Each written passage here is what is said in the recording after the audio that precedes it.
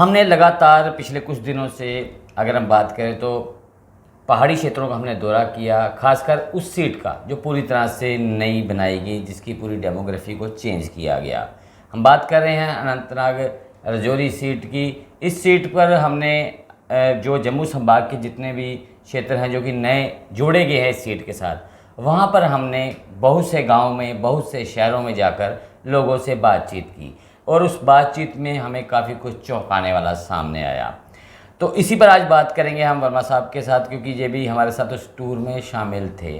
तो वर्मा साहब, सबसे पहला सवाल, इस सीट पर जैसा कि मैंने कहा कि हम लगातार लोगों से संपर्क किया, लोगों से बातचीत की, तो कहीं ना कहीं क्या आपको लगा कि इस सीट पर जो है लोगों में नाराज़गी है? जो क्षेत्र नए जोड़े गए, उन क्षेत्रों, जो बात करें जम्मू से काटकर जो क्षेत्र अंतराल के साथ जोड़े गए, तो उन लोगों में सरकार के प्रति नाराज़गी है, परिसीमन के प्रति जो है नाराज़गी है। नहीं, आपने ठीक कहा। हम जब हमारा पहला जम्मू के बाद जो पड़ाव पहला था वो राजौरी था।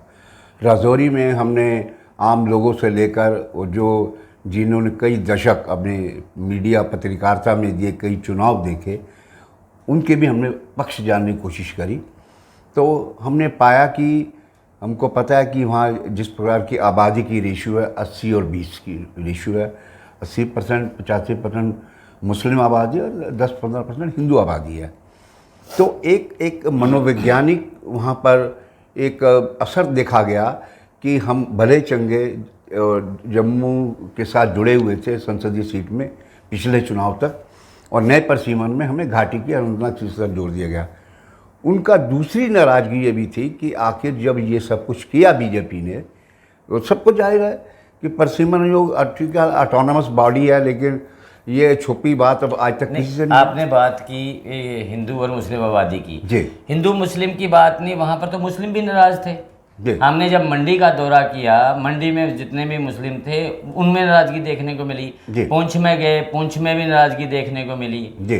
तो ये खाली हिंदू मुस्लिम की बात ही नहीं थी, वहाँ पर मतलब हर समुदाय के लोगों में इस बात की नाराज़गी थी कि हम जम्मू के साथ कंफर्टेबल थे, हमें राजौरी के साथ जोड़ा गया, जबकि कई महीने मुगल रोड बंद रहता है। उन लोगों का कहना है मुगल रोड बंद रहता है, तो ऐसे में वो अपने सांसद तक कैसे पहुँच बनाएंगे? नहीं, बिल्कुल ठीक कहा। हमने पहले पड़ाव की बात करी राजौरी में। राजौरी में चूँकि हमने कुछ जो प्रतिक्रिया ली, उनमें वो बड़ी इंपॉर्टेंट प्रतिक्रिया थी। देखिए, जब एक सामाजिक संतुलन की बात जब आती है तो बहुत सी चीज़ें हमें देखनी पड़ती हैं उसमें, कि उनको क्या किन चीज़ों की सूट करती है, सुविधा है उनको। और जिस प्रकार वहाँ के बड़े सीनियर जनरल वीरेंद्र मल्होत्रा ने भी कहा कि भाई इससे लोगों में बेचैनी और असंतोष है, वो तो एक अलग विषय हो गया। जहाँ आपने कहा कि इसमें सही बात है कि जब हम आगे बढ़े तो हम पुंछ भी गए, मंडी भी गए, लॉरन भी गए, और भी मुख्तलिफ सूरों में, सब जगह हमें इन मेजॉरिटी लोगों को ये लगा कि हम भले चंगे से जम्मू के साथ, हमें आपने घाटी के साथ जोड़ दिया। और उनका कहना ये था कि ये एक मायने में ये हमारे साथ अन्याय हुआ है। अब चूँकि परिसीमन हो चुका है, अब उसमें जब नया परिसीमन होगा तब देखा जाएगा। लेकिन कुल मिलाकर देखें, लोगों के अंदर ये एक बड़ा गुस्सा भी था और एक बड़ा रिजनमेंट भी था कि आखिर परिसीमन आयोग जब ये कर ही रहा था तो आखिर उनकी बात को, उनकी भावनाओं को उन्होंने क्यों नहीं डेस्क पे लिया, क्यों नहीं ऑन बोर्ड लिया, ताकि उनकी बात भी डिलिमिटेशन में शामिल की जा सके। हमने तो नेताओं के गांव का भी दौरा किया, बड़े मशहूर नेता हैं, एक उनके गांव का हमने दौरा किया, लंबेड़ी में हम गए। तो वहाँ पर तो लोगों में सबसे ज़्यादा गुस्सा था इस बात को लेकर, क्योंकि वो तो बिल्कुल जम्मू के करीब थे। बिल्कुल। उनको कहाँ अनंतनाग से जोड़ दिया गया। लंबेड़ी एक जो गांव अगर हम बात करें तो नौशहरा के पास में पड़ता है, सुंदरबनी का गांव के बिल्कुल पास में गांव है जी। तो वहाँ से हमारे एक दिग्गज नेता निकले हुए हैं इन दिनों, जम्मू कश्मीर की सियासत में बहुत वो फेमस भी हैं। तो उनके गांव के लोगों में भी इस बात को लेकर नाराज़गी थी कि भाई हम जम्मू के साथ बेहतर थे, हमारा आना जाना, कल्चर सब जम्मू के साथ मिलता जुलता, तो हमें कहाँ अनंतनाग के साथ आपने जोड़ दिया? देखिए, आपने बिल्कुल ठीक कहा। हम जब वहाँ रुके थे लंबेड़ी नेशनल हाईवे पे, तो वहाँ पर तमाम तरह की बातें हुई, और जिनका आप जिक्र कर रहे हैं प्रदेश बीजेपी के अध्यक्ष है, उसमें लुकी छुपी बात नहीं है।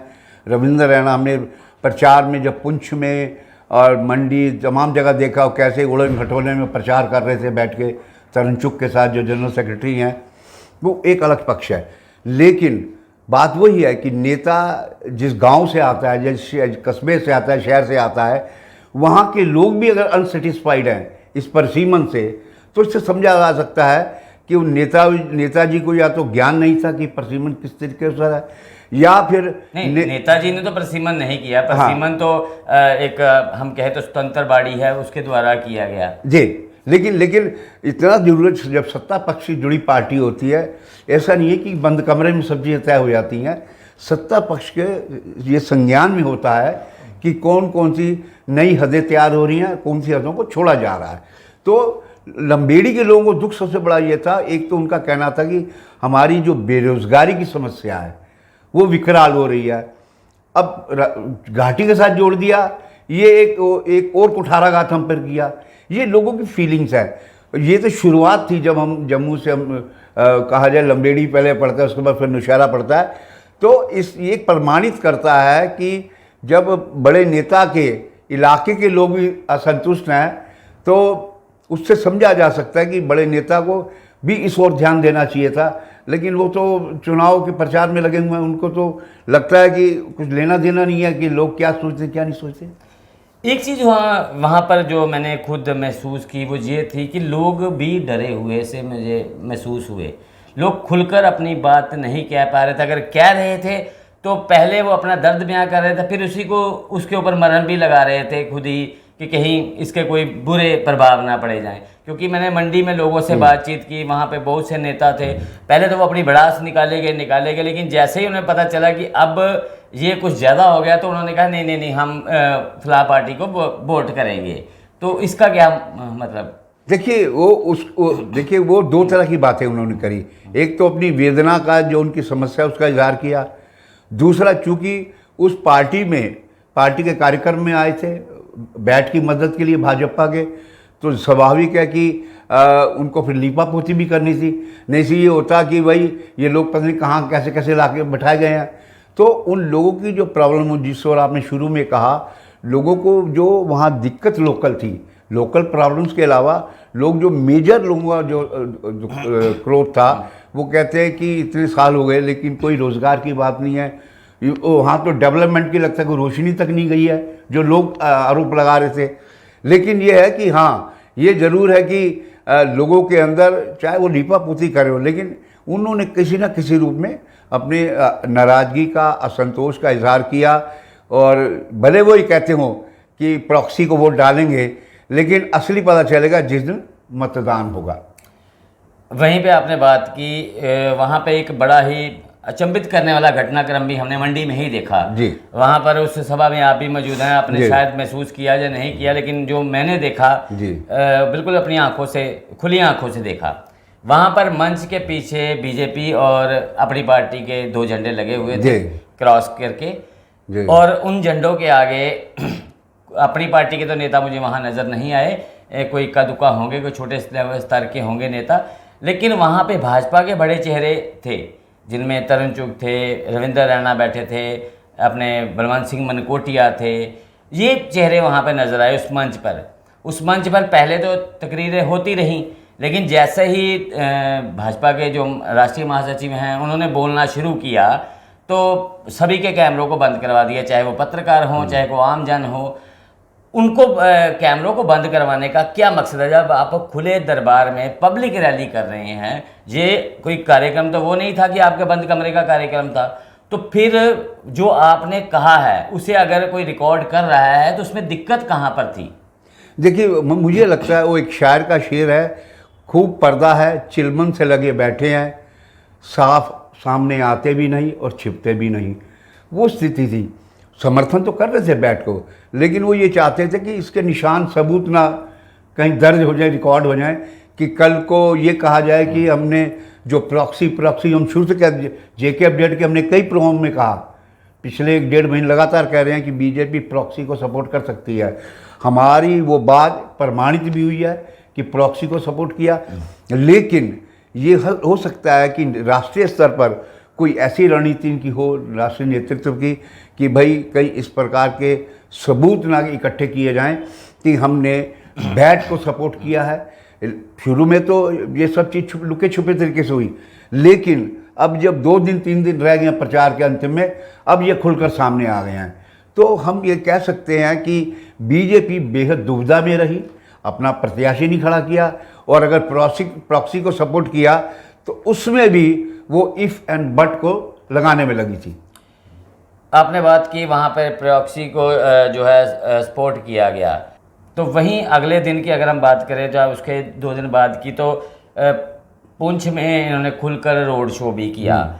लेकिन इससे पहले तक कई तरह की अफवाहें उठ रही थी इसी क्षेत्र को लेकर। पहले गुलाम नबी आज़ाद का नाम सामने आया, फिर कुछ इस प्रकार की हवा चली, तो वो अपने नाम से बाद में उन्होंने पलट गए कि मैं नहीं लड़ूंगा चुनाव। हालांकि दिग्गज नेता है जिन्होंने उनके नाम का ऐलान किया, ताज मोहिउद्दीन, तो जाहिर अपनी मर्जी से तो उन्होंने नाम का ऐलान किया नहीं होगा। वहीं उसके बाद लगातार हम देख रहे हैं कि कहीं ना कहीं, जैसे आपने प्रॉक्सी की बात की, तो ये आरोप भी आज़ाद की पार्टी पर लगे हैं कि वो भी भाजपा के प्रॉक्सी थे। तो अगर पहले उन्होंने उस पर दाव खेलने की कोशिश की, देखा कि जब हवा ख़राब हुई है तो अब फिर अपनी पार्टी पर दाव खेल दिया, तो ये दाव जो है कितना सार्थक आपको लग रहा है कि सही दाव है? क्योंकि जहाँ पर हमने लोगों की नब्ज़ टटोली है, लोगों में खुलकर ये कहने का साहस नहीं है कि हम वोट नहीं देंगे। लेकिन जिस प्रकार के हालात नज़र आ रहे हैं, और मेरा ये मानना है कि रजौरी पुंछ जो खित्ता है जिस यहाँ से वोटिंग की परसेंटेज बहुत कम रहेगी, क्योंकि अधिकतर जो बीजेपी का कैडर है वो वोट डालने जाएगा ही नहीं। देखिए, आपने बात करी प्रॉक्सीज पे दाव लगाने की। आपने ठीक कहा कि शुरू में ताज मोइनुद्दीन जो कि इनके ट्रेजरार हैं डेमोक्रेटिक प्रोग्रेसिव आज़ाद पार्टी के, और भी 3-4 नेताओं ने मिलकर ऐलान किया कि आज़ाद साहब अनंतनाग सीट से चुनाव मैदान में आएंगे। लेकिन 48 घंटे बीते नहीं कि उनका पहले एक अधूरा खंडन आया, फिर उसके बाद पूरा खंडन आया। उससे हमें लगता है कि आज़ाद साहब को ये लगा कि पहाड़ी जो कबीला है वो उनसे खासा नाराज़ है। उनको फीडबैक लगातार मिलता रहा, चूँकि मुख्तलिफ जरियों से मीडिया के जरिए खबरें जाती रही कि जब उनको दर्जा देने की बात आई थी शेड्यूल्ड ट्राइब का, मनमोहन सिंह की हुकूमत थी, सीताराम केसरी समाज कल्याण मंत्री थे, ये बाकायदा जिन्होंने रफ़ीक खान जो जिन्होंने तहरीक चलाई है वाली कई दशकों से चल रही थी, उनका भी आरोप था, उनके भी वीडियो वायरल होते रहे कि इन्होंने उसमें अड़ंगा डाला। हालांकि आज़ाद साहब ने अपनी तरफ से सफाई भी दी कि मेरा मकसद देना ही नहीं था, लेकिन उनको ये भी लगने लगा कि अगर ये एक मसला है, और दूसरा हमें कहीं ना कहीं लगता है कि नई दिल्ली के वो करीब हैं, सब जानते हैं, उनको ये लगा कि कहीं ये ना हो कि नई दिल्ली से हमें सपोर्ट मिलेगी नहीं मिलेगी। दुविधा दोनों तरफ थी। जहाँ तक इसकी बात करें अपनी पार्टी की, जम्मू कश्मीर अल्ताफ़ बुखारी के हम बयान अभी भी याद हैं, उनका कहना खुलेआम था कि हम बीजेपी के साथ खड़े हैं, जबकि गुलाम नबी आज़ाद ने आज तक ये नहीं कहा कि हम बीजेपी के साथ हैं। ऐसा भी माना जा रहा है कि दिल्ली हो या आज़ाद साहब हो, कहीं ना कहीं उनमें एक लाइन खिंच गई थी कि आखिर अगर आज़ाद साहब को सपोर्ट करते हैं तो ये कैसे तय होगा कि हम उनको वो हमारे साथ हैं या नहीं है। जिस तरह खुल्लम खुल्ला अल्ताफ़ बुखारी ने कहा कि हम बीजेपी के साथ हैं, और ये भी सुनने में आ रहा है कि हो सकता है कि वो एनडीए में जाने का ऐलान उसको घटक दल को शामिल कर लें। लेकिन सबसे बड़ी बात ये थी कि अल्ताफ़ बुखारी पे दाव इसलिए भी लगाया गया कि उनके जो कैंडिडेट हैं वो पहाड़ी से हैं, क्या नाम है, जफ़र इकबाल मनहार, वो पहाड़ी कबीले से ताल्लुक़ रखते हैं, और इनको भी लगा कि हाँ एक कबीले का आदमी खड़ा किया है, उससे हो सकता है हमें फ़ायदा मिले।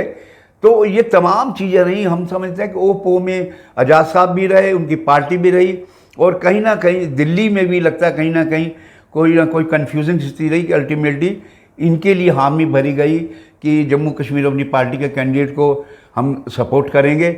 और जैसा कि आपने जिक्र किया, हमने देखा भी वहाँ पर पीछे मंच के पीछे दोनों को झंडे लगे थे, लेकिन फिर भी मीडिया जो वहाँ गिना चुना मीडिया था, वो बहुत ज़्यादा मीडिया भी नहीं था, उनको वहाँ शूट नहीं करने दिया जा रहा था।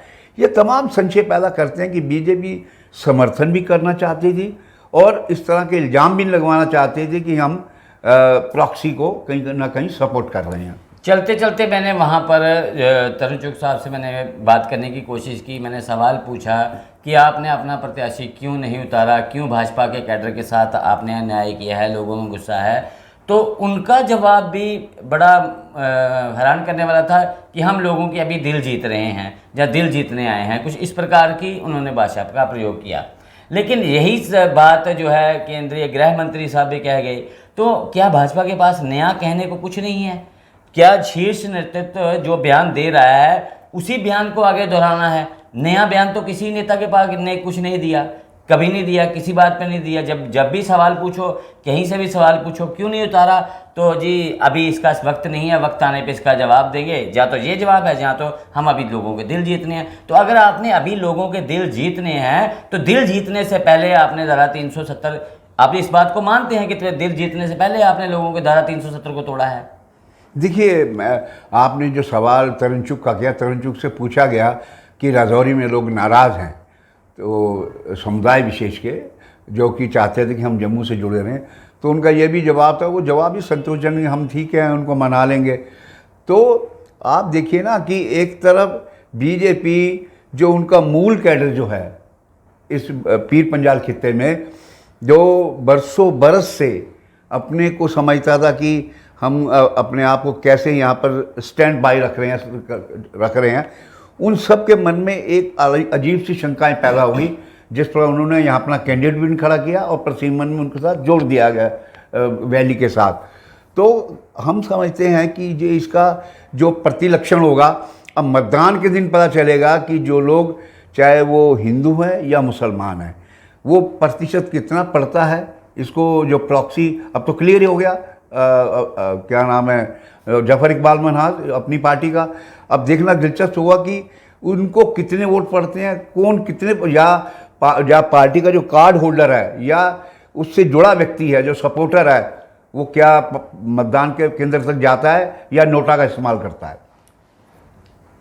चलते चलते आखिरी सवाल, इस सीट पर अगर बात की तो इस पे 11 सेगमेंट जो है कश्मीर वैली से हैं और 7 सेगमेंट जो हैं वो राजौरी पुंछ से हैं।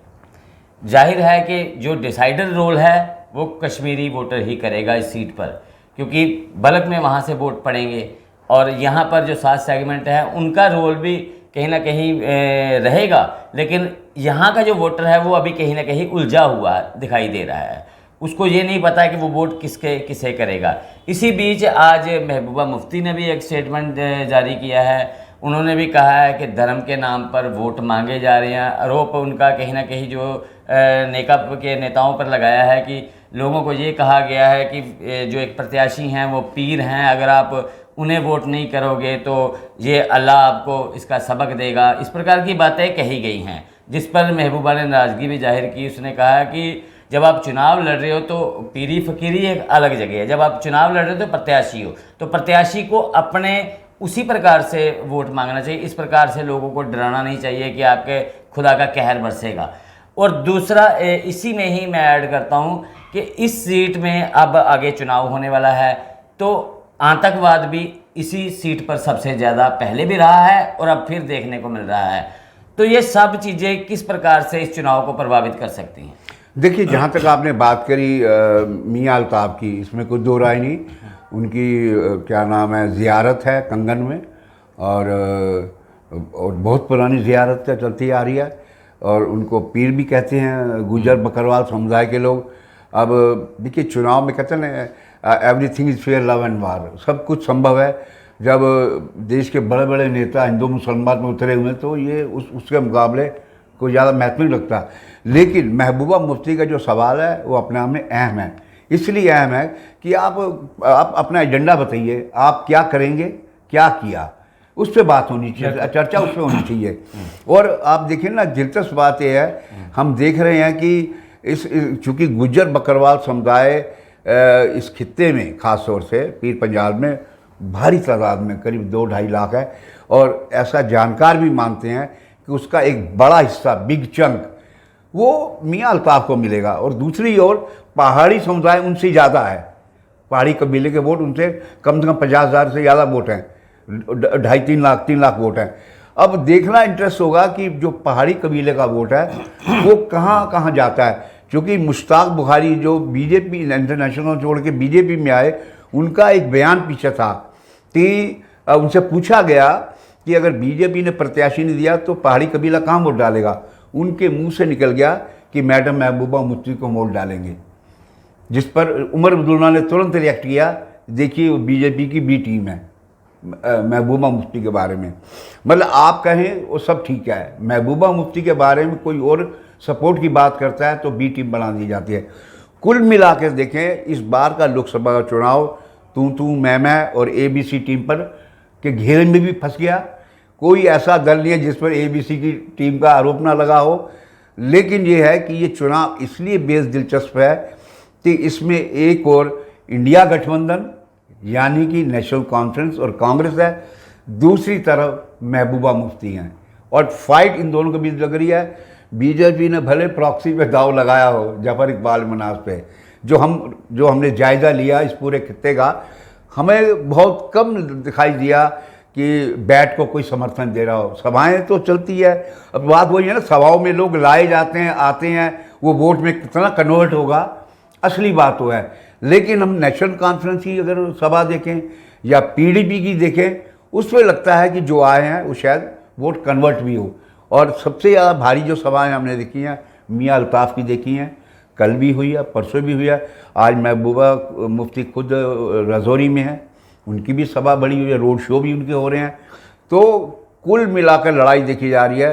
वो दिल्ली के खिलाफ भाषण तो देते हैं, नेशनल कॉन्फ्रेंस बोलती है, पीडीपी बोलती है, लेकिन नतीजे क्या आते हैं वो 4 तारीख को पता चलेगा। लेकिन आतंकवाद इस सीट पर कितना प्रभाव डालेगा मतदान में? देखिए दक्षिण कश्मीर हमेशा से आतंकवाद का गढ़ रहा है।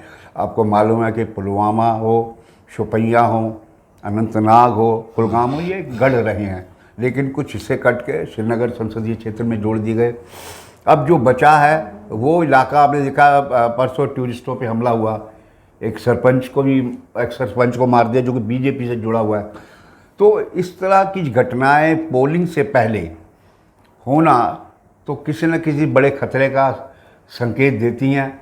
और वो बड़ा खतरा किस रूप में है, अगर समझा जाए, अगर चौकसी बरती जाएगी, हो सकता है इन घटनाओं में रोक लगे।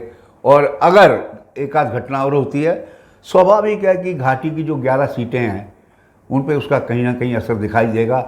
और ऐसी सूरत में इसलिए जितने प्रत्याशी हैं, जितने दल हैं, आपने गौर किया होगा दौरे के दौरान हमने देखा भी कि मैक्सिमम का जो दबाव है वो इस पीर पंजाल खित्ते की तरफ है। पूरा डेरा यही लगाया हुआ है। पूरी शक्ति यहाँ झोंक रहे हैं कि कश्मीर से कितने % पोलिंग होगी। हालांकि श्रीनगर, लेकिन अगर बात की जाए तो राजौरी पुंछ जो बेल्ट है, यहाँ पर भी आतंकवाद पिछले कुछ समय बढ़ा है और बड़ी घटनाएं हुई हैं यहाँ पर।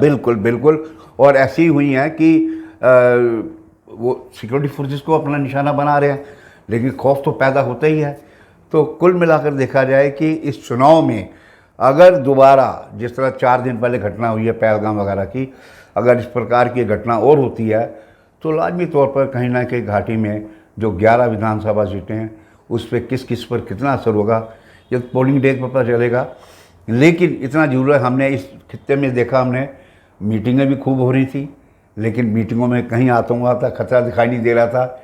लोग आ रहे थे, जा रहे थे, क्योंकि ISI की साजिश सिक्योरिटी फोर्सेस को टारगेट करने की है। लेकिन वैली में हैरानगी की बात है, और टूरिस्ट और एक्स सरपंच जो बीजेपी का वहाँ वो टारगेट किया गया। बहुत बहुत शुक्रिया सर हमसे बात करने के लिए। तो ये थे वरिष्ठ पत्रकार सतीश वर्मा, जिन्होंने हमारे उस दौरे का पूरा आंकलन किया और बताया, अपने शब्दों में बयां किया कि क्या हालात हैं, लोगों की नब्ज क्या है। तो देखना है कि ये नाराज़गी वोट के समय किस तरफ निकलती है, जहाँ किस के पक्ष में जाती है। तो मुझे अश्विनी गुप्ता को दे इजाज़त। आप जुड़े रहें JK अपडेट के साथ।